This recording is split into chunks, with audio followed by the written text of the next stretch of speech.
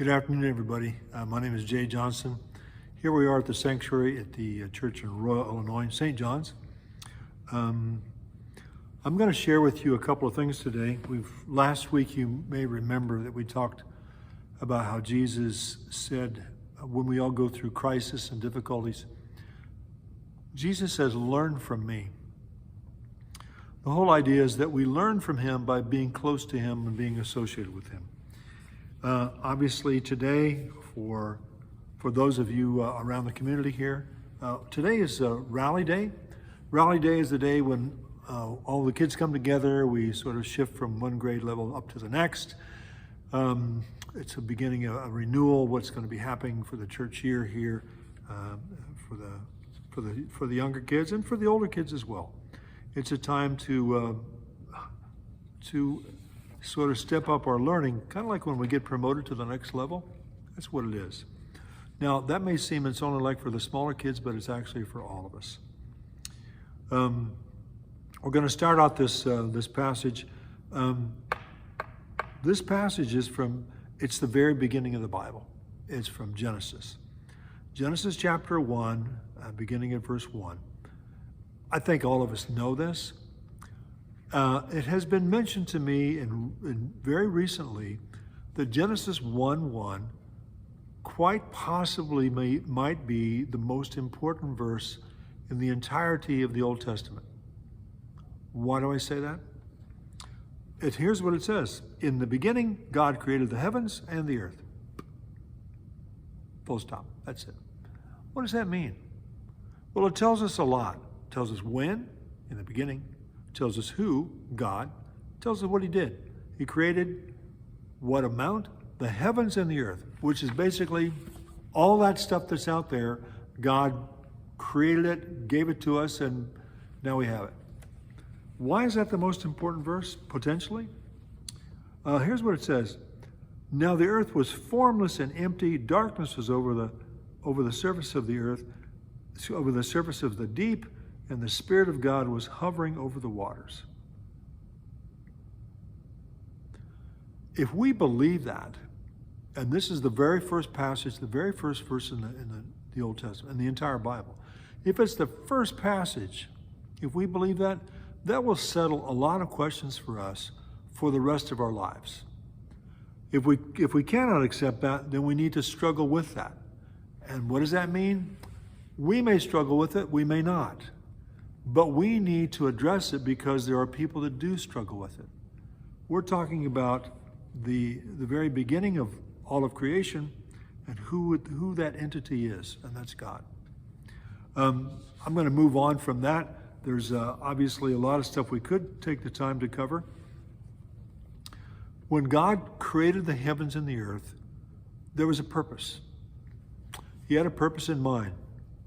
And as time goes by, as time has gone by, he reveals his purpose and his specific plan for the people on the earth and for the earth itself.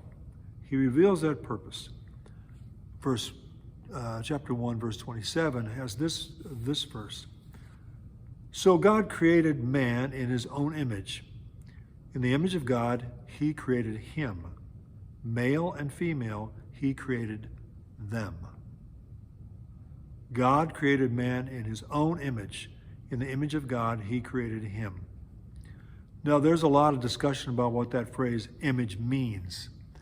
I can't cover all that today, but I will share with you a very small portion of what that means to be in the image of God. We're created in the image of God. That doesn't mean we look like him, but we are like him. How so? There's a lot of attributes, qualities, characteristics about God that we cannot replicate, that we cannot be. We are not eternal. We are not omniscient. We are not perfect. We are not Trinity. We can't be those things. But there are some attributes of God that we can replicate, that he gives to us. He gifts them to us. They're his gifts to us. For example, compassionate, faithful, good, being just. Being just, that means He looks at he looks at the information available, and he makes discernments, he evaluates, and then he makes choices and decisions. God is love. God is merciful. We as human beings are gifted that amazing capacity to show mercy. We evaluate and we can show mercy. We're patient. We're called to be patient as God is patient. And we're called, lastly, of these 8 attributes, we're called to speak truth. We have a sign up. We've been talking about a sign that's put out here. The quilting ladies have done this. It's a very beautiful piece of fabric. It's got these 2 giant T's. T's are quite large. It stands for truth teller. Truth teller. We are called upon to be truth tellers. The comment has been asked of me many times, God can do anything, can he? I said, well, he can do most things. What? You mean there's something God can't do? Well, there's one thing God can't do, and what's that? What can't God do? I said, God can't lie. God cannot lie. He will never lie, because to lie would go against his character. He is a truth teller. He will always tell truth because he is truth. Jesus calls himself, he references himself as the way, the truth, and the life. No one comes to the Father except through me. He is the way and the truth. He is the life. So those are those aspects. Now, I mentioned earlier to you that there's purpose and a plan. What is God's purpose and what is God's plan? He says this in part in this next phrase. It says, he created them male and female, he created them. Male and female. Male and female, those two. What does that mean? I think if we take a look at the original words, they would be very telling for us. The word male in the Hebrew language is the word zakar. It means remember.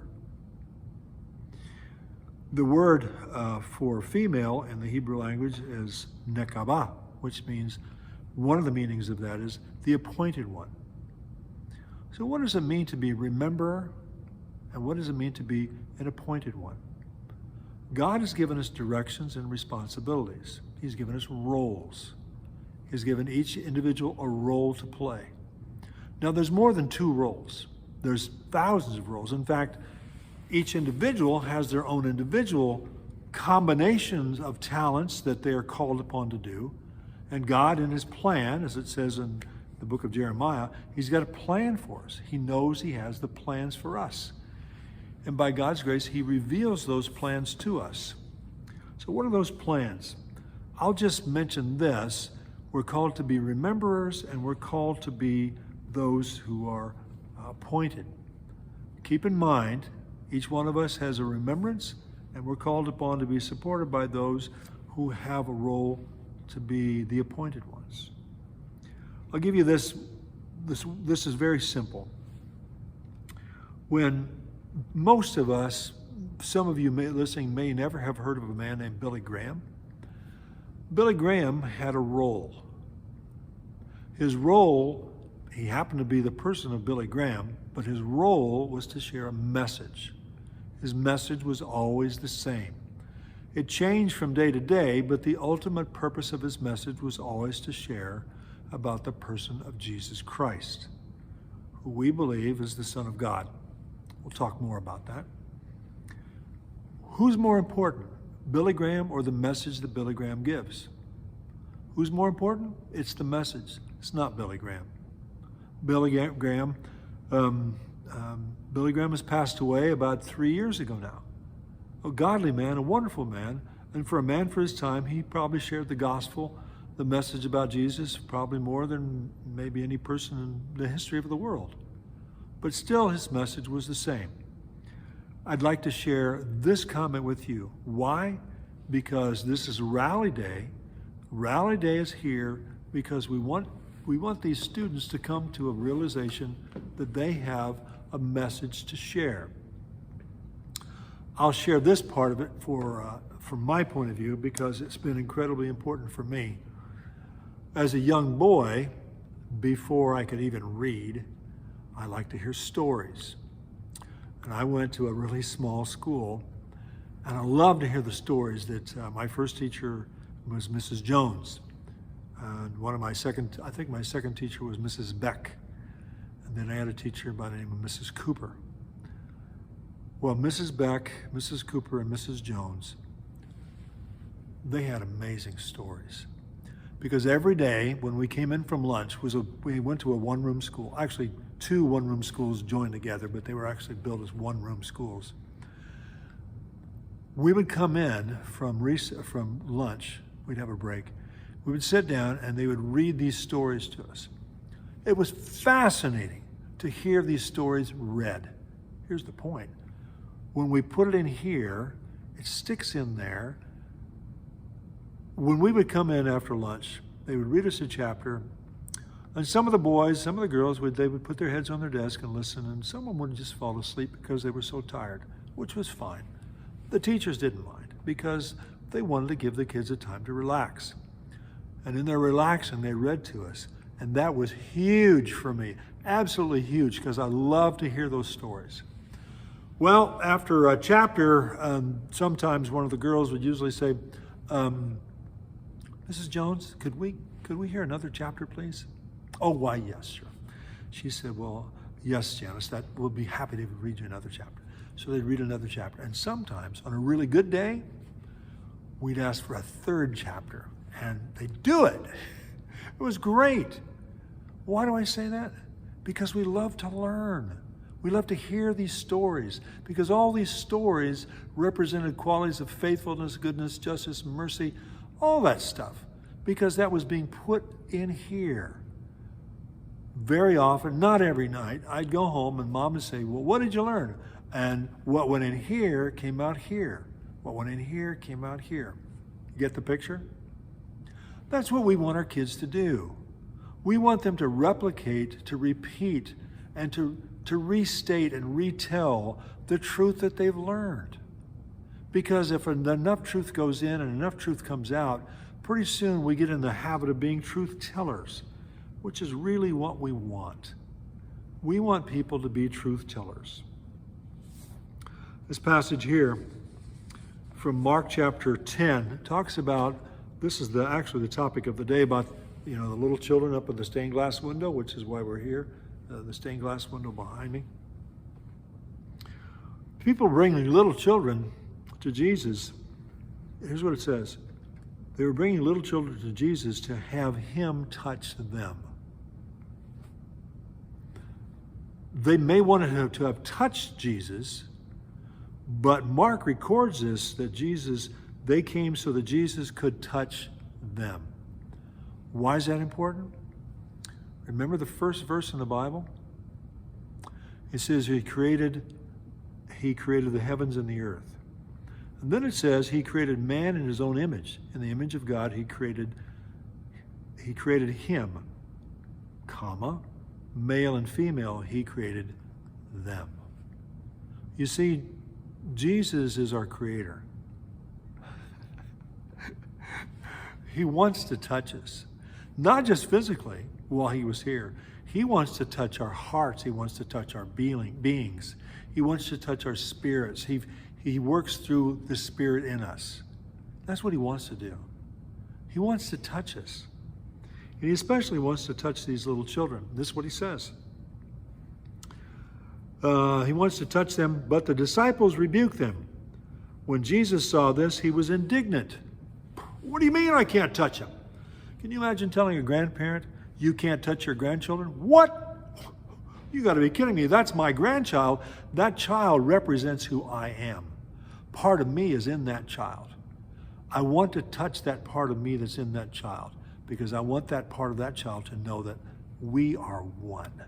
We are like this. We are like this. That's what Jesus wants to do. He's always wanted to do that, and that's why we have days like this.